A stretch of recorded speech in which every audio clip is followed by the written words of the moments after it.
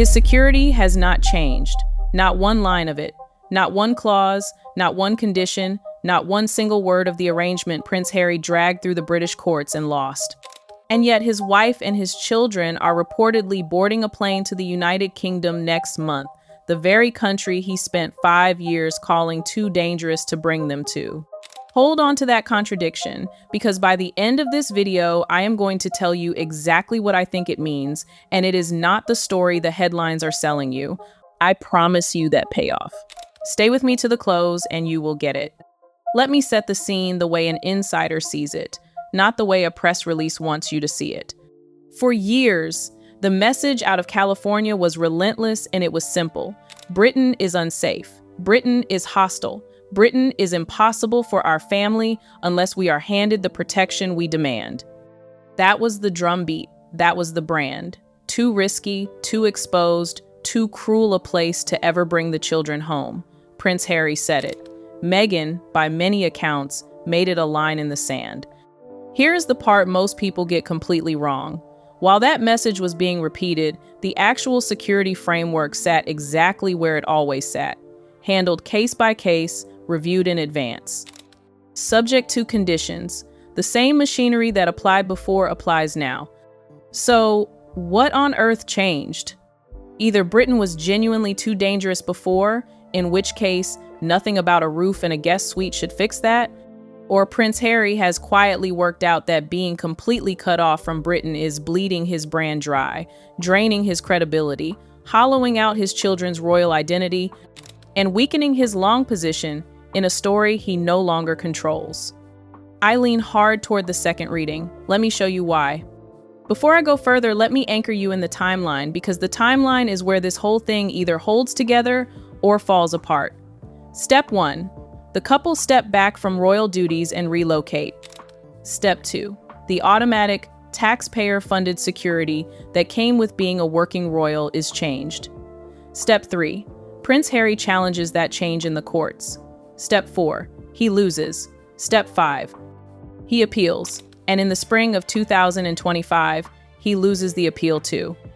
Step 6. This week, headlines erupt claiming a royal residence, an olive branch, protection assured.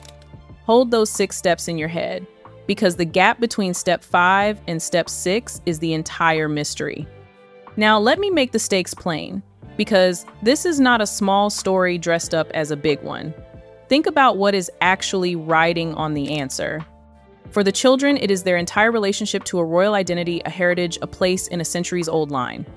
For Prince Harry, it is his standing, his credibility, and whether the version of events he has told the public for 5 years survives contact with the public record. For Meghan, it is the relevance of a lifestyle brand that lives and dies on attention. And for the institution itself, it is a question of precedent, of whether the rules bend the moment enough headlines apply pressure. Every one of those things is balanced on a single contradiction. He said it was too dangerous. Now the plane is reportedly boarding. Both cannot be the whole truth. Let me read you the kind of headlines that flooded the feeds this week. The King offers Prince Harry a royal residence. Protection assured. The olive branch at last. Read only those and you would picture a palace flinging its gates open, every old wound stitched shut, the prodigal welcomed home with a brass band. Now read what sat directly underneath those very same headlines in the very same week. A second wave of reporting said something flatly different. No extra security was being granted because that decision was never King Charles's to grant in the first place. So one set of reports tells you he got his protection back. Another set tells you nothing whatsoever has moved. Those two stories cannot both be true. They are oil and water. So which one actually holds? This is where the coverage turns slippery, and you deserve the honest version. This is not a win. This is not some grand reversal of a clear, decisive legal defeat. What happened, as far as the public record shows, is a reassessment of security conducted for the first time in roughly 5 years. A review, not a rescue. Here is the version getting far less airtime, and it is the one that survives a second look. Prince Harry's protection appears to sit exactly where it sat before, case by case, bound by conditions. He still reportedly has to give weeks of advance notice before he so much as lands, with each decision weighed by a committee that pulls in the police, the Home Office, the Cabinet Office, and the royal household itself. There is still no automatic protection. There is still no convoy of flashing lights sweeping him through the Capitol the way his brother, Prince William, moves through it. He is not going to be blue-lit through anywhere. He is not going to be handed special treatment the instant he steps off the plane simply because his father wears the crown. Picture the arrival. He lands. He is met quietly, without fanfare, and he is taken to wherever he is staying under the same kind of arrangement reportedly offered to other non-working members of the family. That is not the choreography of a man who just unlocked a shiny new tier of protection. That is the same setup that already existed, dressed up in warmer language and sold back to you as a triumph.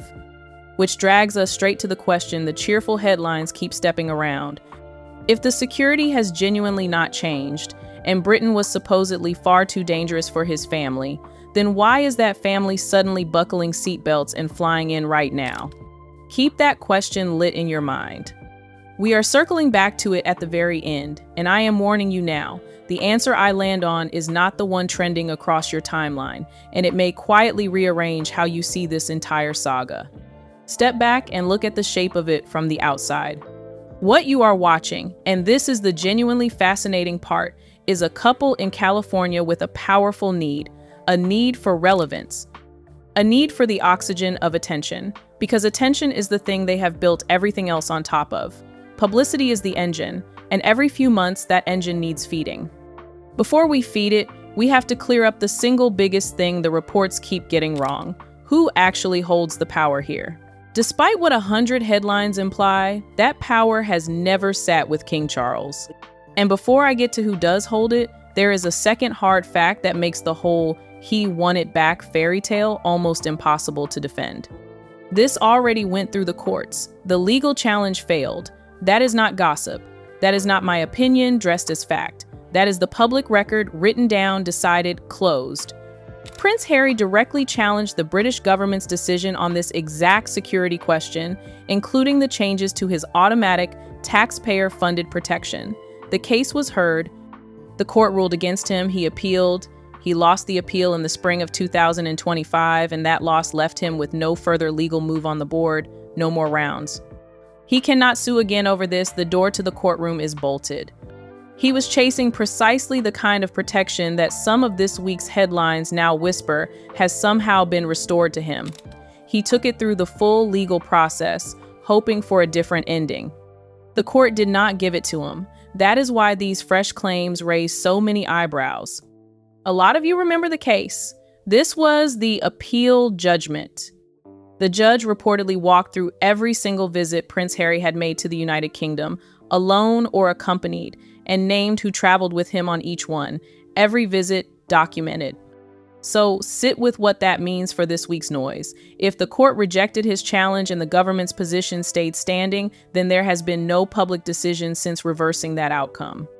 No new ruling, no headline-grabbing policy change that quietly rewrote the arrangement. As things stand, on the record, that earlier decision is still the one in force. From where I sit, this whole thing only proves one point. The relevant body and the Home Office were never running some biased vendetta against him. The opposite. It proves him wrong.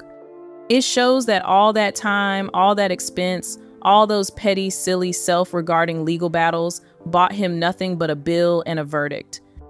So, when a headline this week tells you Prince Harry has secured protection or won his family's safety, you are entitled to stop and ask, hang on, is that not the exact opposite of what happened in that courtroom?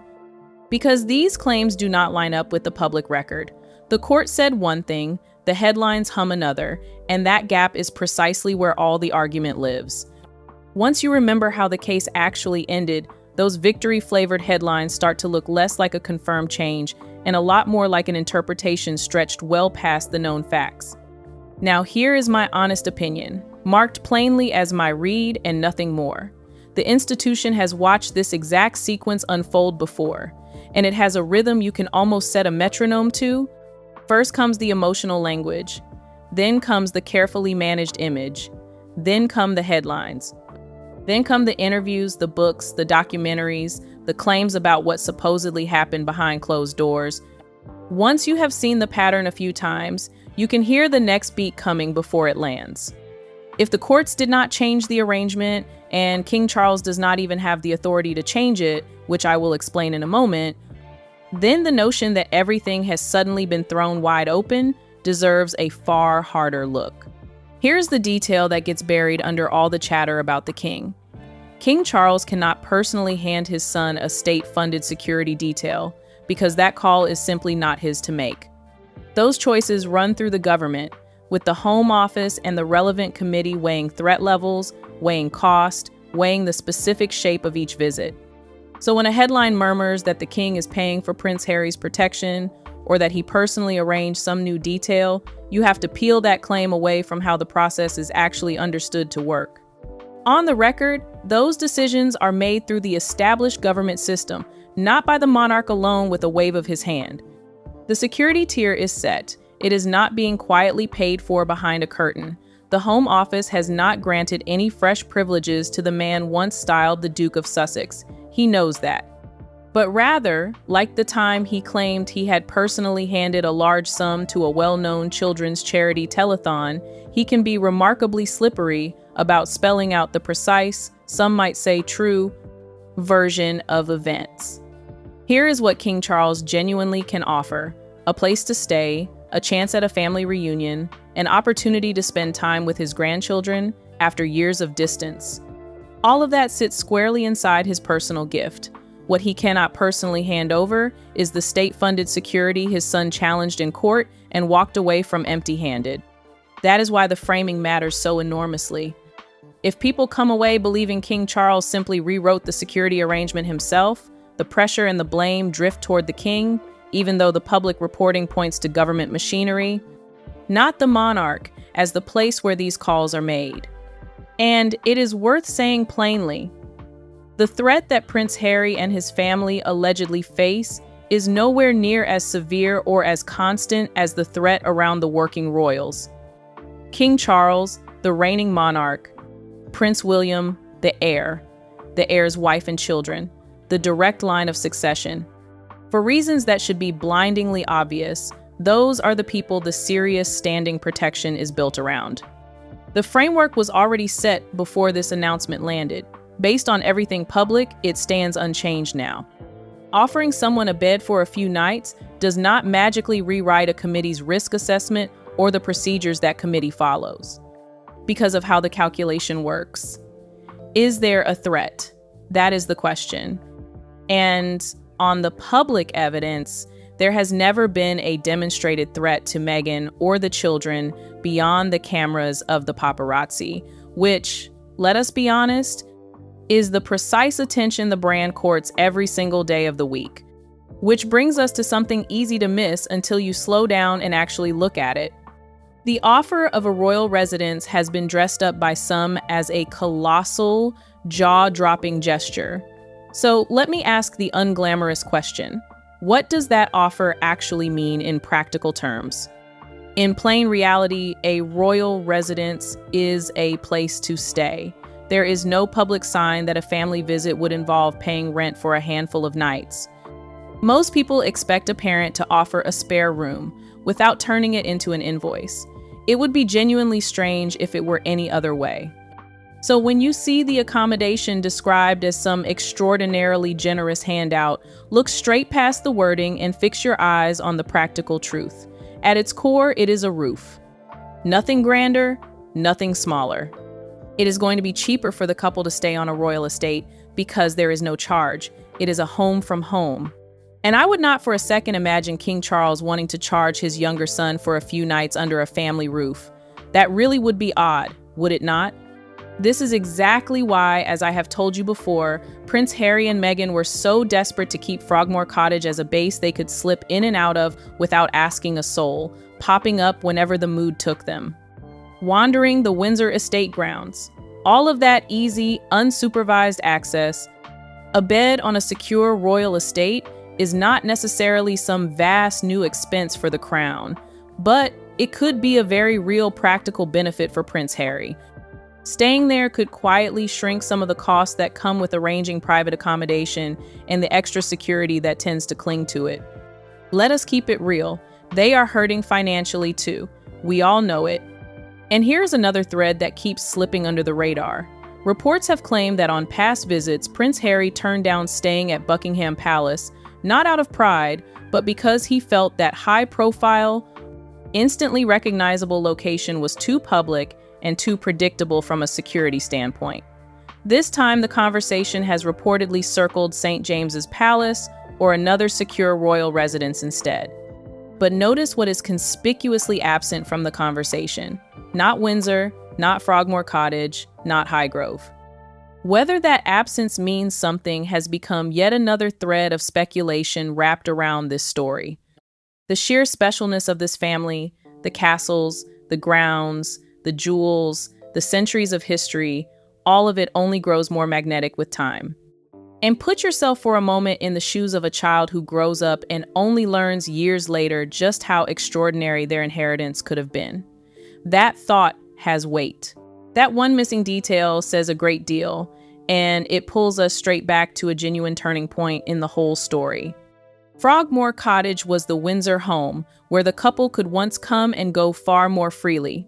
Having it meant a familiar address, easier access, a real sense of independence on the royal estate. But the wider question of how you balance an official royal role against a more independent life became the fracture point. Queen Elizabeth made it unmistakably clear. A permanent half-in, half-out arrangement was never going to be part of the long-term plan, and today Frogmore Cottage is no longer theirs to use. That part of the story has very clearly changed. That is the whole heart of it. They wanted to be treated as royal, and that was the precise thing they were told they could not have on their own terms. You cannot be inside and outside at once. Choose. So if the relevant body decided to hand them full standing protection now, I think that would be a serious mistake. Compare what is reportedly on the table today with what existed before, and the picture looks utterly different. Frogmore Cottage is gone from the equation. The demand for automatic taxpayer-funded security was tested in court and failed. And instead of a private royal residence to use at will, the reported option is a guest suite at a secure property for a limited stay tied to a specific visit and a specific event. That is a profoundly different arrangement from the one that came before. The words passed to a source were these: "We cannot say too much, but Meghan was incapable of fitting in with anyone because she could not cope with following simple rules, since she felt her own way was always better." That does not read like a family flinging every door wide open. It reads like a carefully managed approach with firm boundaries drawn around exactly what is on offer and exactly how far any renewed contact is meant to travel. Prince Harry must not expect some half-in, half-out relationship. From the family's point of view, that simply cannot be allowed to take root, because it sets a precedent, and frankly, it makes the rest of the institution look faintly needy and desperate to please. Let me lay this out as a plain scorecard, side by side, because once you see it in columns, the spin evaporates. Before, there was Frogmore Cottage, a private Windsor base to come and go from at will. Now, there is a guest suite somewhere like St. James's Palace, offered for a fixed stay tied to a single event. Before, the demand was automatic, standing, taxpayer-funded protection. Now, after a failed court case and a failed appeal, it is the same case-by-case review that was always there. Before, the arrival could have meant the kind of motorcade his brother gets. Now, it means landing quietly and being taken to wherever he is staying with no flashing lights at all. Before, the framing was a family at war with an institution. Now, the framing is a warm olive branch. Look down that scorecard. The framing is the only column that actually changed. Every practical line stayed exactly where it was. You do not hand someone unrestricted run of an estate when the whole arrangement is being kept this tightly defined. The reported picture is far more limited. A room, a fixed window for the visit, a departure once it is over. For anyone who believes the institution has finally drawn firm lines, this is one way those lines could be read in practice, not a sweeping, tearful reunion. A measured, managed visit with clearly marked expectations. And that leads us straight to the next big question. If this visit is meant to be so controlled and so low-key, then why on earth was it unveiled so loudly with so much fanfare in the first place? That, for me, is the truly fascinating part. The constant manipulation of the press. The endless drip, drip, drip of "we must be recognized, we want to be written about," set right beside the parallel cry of "but do not, you dare invade our privacy." The two demands cannot coexist honestly, and so they become the victims of their own contradiction. That is what makes this so compelling to watch. And here is an unexpected angle I want you to sit with, because it reframes the whole publicity question. There is a well-known idea in psychology that for some people, any attention beats no attention. That a spotlight, even a hostile one, even a booing crowd, still confirms that you matter, that you are seen, that you exist in the public mind. Now hold that idea up against a couple whose entire commercial value is measured in how often the world says their names. Suddenly, the pattern stops looking chaotic and starts looking almost rational. A wave of criticism is not a failure of the strategy. The criticism is the strategy. The clicks, the arguments, the defenses, the attacks, all of it feeds the same machine. That is my read, marked plainly as my read.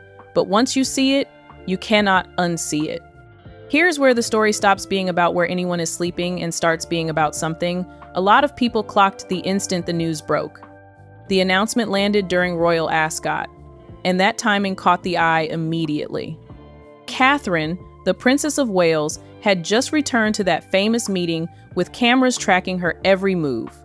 Her vivid yellow outfit became one of the single biggest talking points of the day, blazing out of every photograph, making her impossible to overlook as she rode through the carriage procession.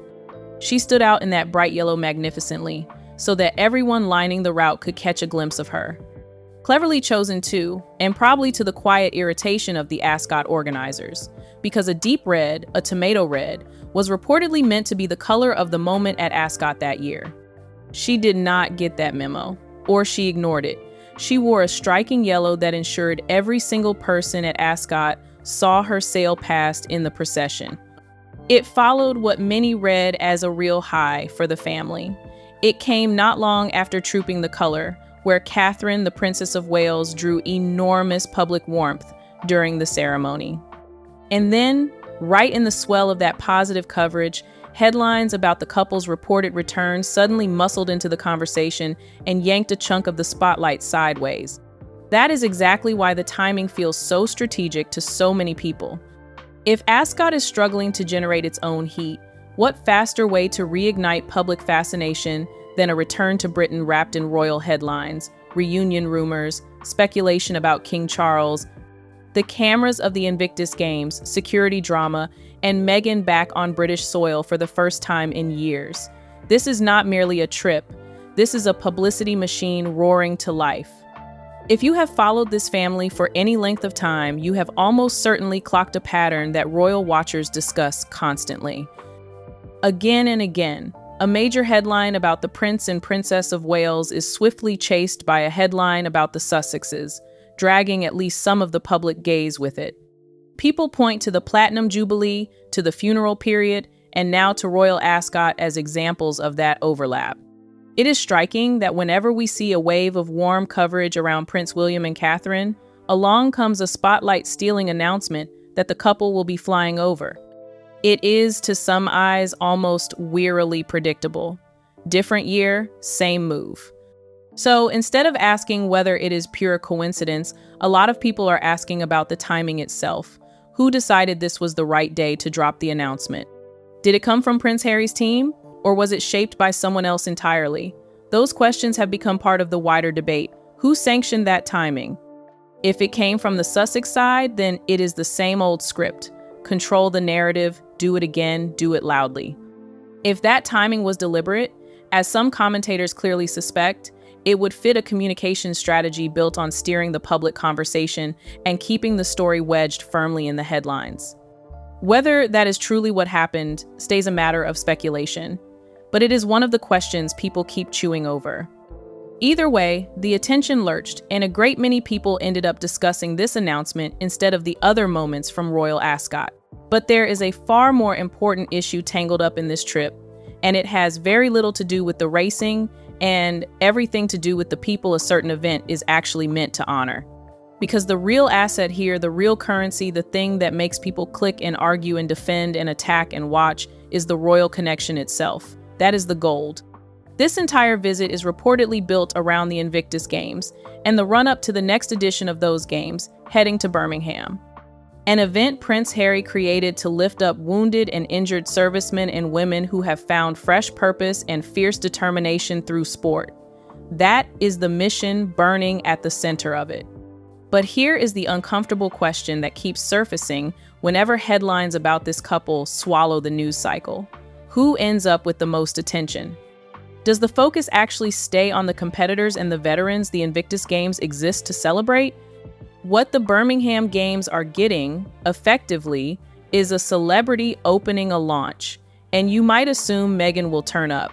I am not so sure. There are a few problems that would make her return genuinely awkward, not least that I do not believe she would want to be housed in a royal residence, which becomes another cost again. The one thing that might swing her around is the publicity. Nothing else. That is the worry the critics keep raising. They argue that rather than the spotlight staying on the veterans and their achievements, the coverage tilts heavily toward Prince Harry and Meghan.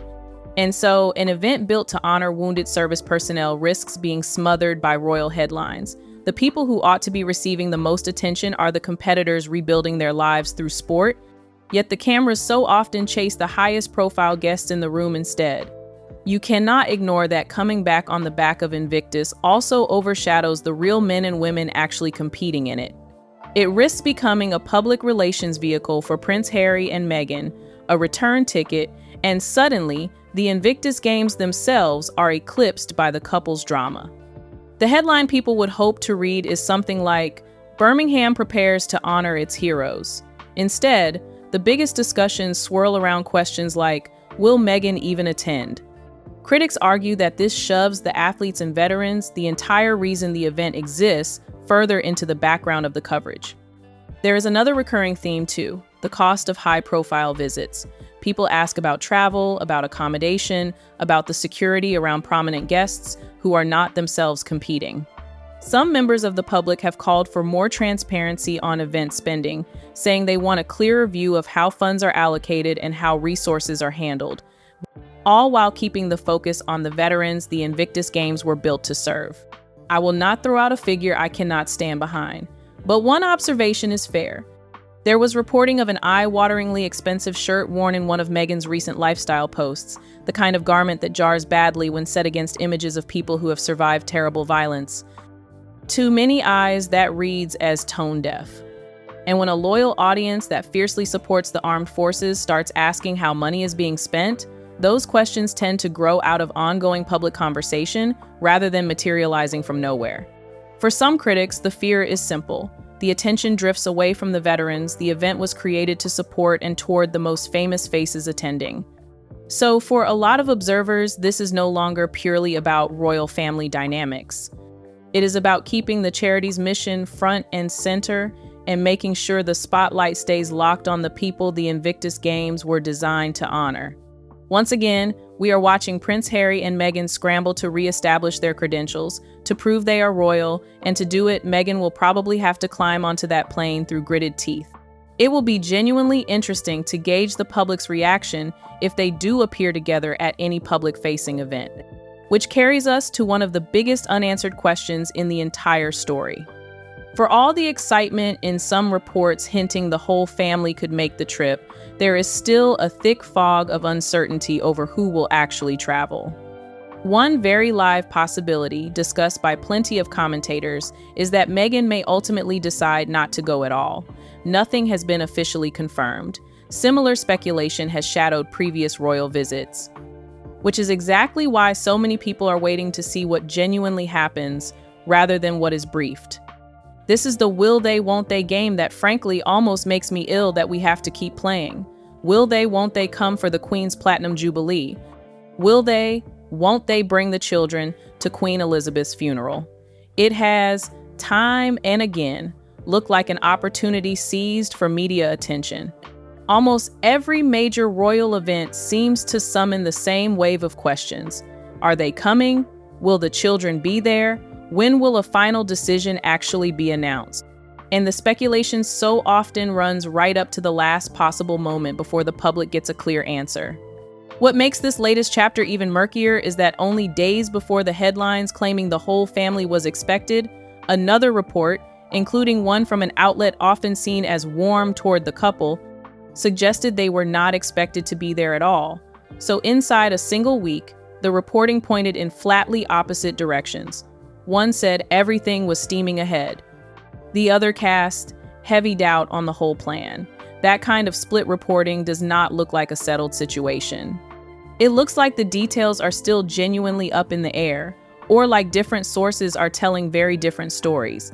And that drags us to the difficult corner Meghan now finds herself in. People are going to ask hard questions. Is this truly about family? Is this truly about the children? Is it truly about Invictus? Or is it also about reminding the world that Meghan is still royal adjacent at the precise moment her lifestyle brand is hungry for relevance? The possible trip has been framed in part around the children and the tender prospect of King Charles's grandchildren being back on British soil. And yet, Prince Harry and Meghan have spent years keeping their children almost entirely out of public view, sharing very little, guarding their exposure fiercely. So that raises an obvious tension. If the children become a major part of the public story around this visit, how does that square with the couple's long-standing insistence on protecting their privacy? And if the plan really is to keep the children fully out of sight, then why make them such a central beat of the announcement in the first place? That is one of the contradictions a lot of people keep pointing straight at. Think about it. Was there ever a more natural moment for the children to quietly meet and play with their cousins in private than during a family visit?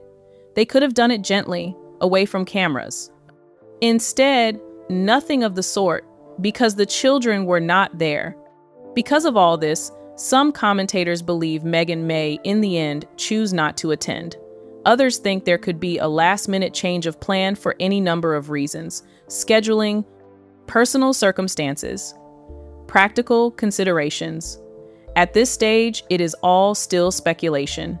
I would be sincerely surprised if Meghan did anything beyond Invictus itself, because she will say she wants to stay with the children. And I do think she risks being booed if she pushes herself too far into the public eye in Britain.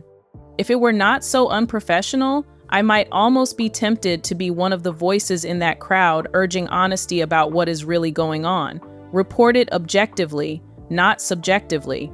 And so the will they, won't they conversation grinds on. Whether the trip actually happens or not, the speculation alone can keep this story alive in the headlines for weeks. Which is precisely why the next developments matter far more than the first announcement. The real test is whether the reported plans are actually carried through, because that is so often where the biggest questions finally get answered. Let me put you inside the story for a second, because a thought experiment cuts through this faster than any analysis. Imagine you genuinely believed a country was too dangerous for your children. Truly believed it, in your gut, the way you believe a hot stove will burn them. Would a borrowed bedroom change your mind? Would a warmer headline? Of course not. Nothing about the danger would have moved, so nothing about your decision would move either. The only thing that flips a calculation like that is when the original fear was never really the deciding factor in the first place. That is the quiet tell. When the stated reason can be dissolved by a guest suite in a press cycle, the stated reason was probably never the real reason. That is not me putting words in anyone's mouth. That is just what the behavior set against the unchanged facts appears to suggest. Now let us return to the question I planted at the very beginning. For years, security concerns were sold as the central reason this family did not come home to Britain. Yet now reports suggest a visit could happen, even though there has been no publicly confirmed change to the official security arrangement since the court case. That is the contrast sitting at the dead center of this whole debate, and it is exactly why so many people are asking what, if anything, has truly changed. Here is my answer, the one I promised you. and the one you will not find trending across your feed. Nothing about the security changed, because security was never really the lock on the door. It was the story told about the lock. The arrangement today is what it was before the court case, before the appeal, before the spring of 2025. What actually changed is need. The need for relevance. The need for royal sparkle around a fading brand. The need for a connection to Britain at the precise moment the Invictus Games approach and the cameras swing back into position. Let me hand you one more lens, because I think it makes everything click. Think of a struggling business with a single famous product it can no longer manufacture. It cannot make the product anymore. The royal duties, the working title, the daily relevance. So what does a business like that do? It trades on the brand, it licenses the name, it stages an appearance. It reminds the market it still exists. Strip away the palace and the protocol, and that is the maneuver you are watching. A brand returning to its richest market to remind everyone the logo still means something. Meghan struggles to assimilate. By many accounts, she never wanted to slot quietly beneath the hierarchy and serve, and that is simply not compatible with life inside this family. And that, in the end, is the whole contrast. Compare her with Catherine, the Princess of Wales, the figure so many regard as the great asset of this institution, the one widely seen as the favorite, beloved precisely because there are no airs about her, because she is content to take her place beneath King Charles and be dutiful day after day after day. That was the one thing Meghan could never get her head around. She had the world at her feet, and she was the one who broke it. So when you see a headline this week shouting that Prince Harry has won his family's safety, pause, hold it up against the public record, remember the courtroom, remember the appeal, remember who actually holds the power and who does not. The headlines tell you one story, the facts, read slowly, tell you a very different one. That is the loop I opened, and now it is closed. The protection did not move, the need did. Everything else is staging. Make of all that exactly what you will, and then decide for yourself what the evidence really suggests, because that is the only verdict that matters. If you want to keep going behind the palace gates with me, there are 2 more videos waiting on your screen right now, and one of them digs straight into what happens next, and whether Meghan ever actually boards that plane. Go and watch, and I will see you there.